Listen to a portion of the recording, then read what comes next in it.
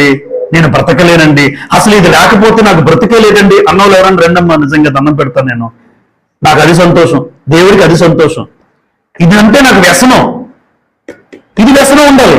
ఎందుకు ఇది వ్యసనం? ఇది లేకపోతే నేను బ్రతకలేను, అసలు ఇది చదవకపోతే నేను ఉండలేను, నాకంటే ఒక జీవితం లేదు అన్న వాళ్ళు ఉన్నారనుకోండి, ఆ వ్యసనము దేవుడికి సంతోషం.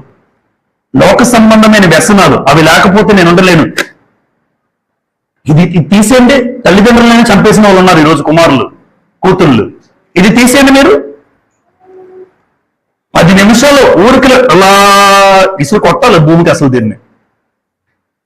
ఈ వ్యసనం వల్లే కూతుళ్ళు కొడుకులు పాడైపోతున్నారని చెప్తున్నాను. ఇది లాగేమనుకోండి, చదువైన పుస్తకమైనా పక్కన పడేస్తారు, కానీ ఇది లాగేమనుకోండి కళ్ళతోనే సమాధానం చెప్తుంటారు కొంతమంది.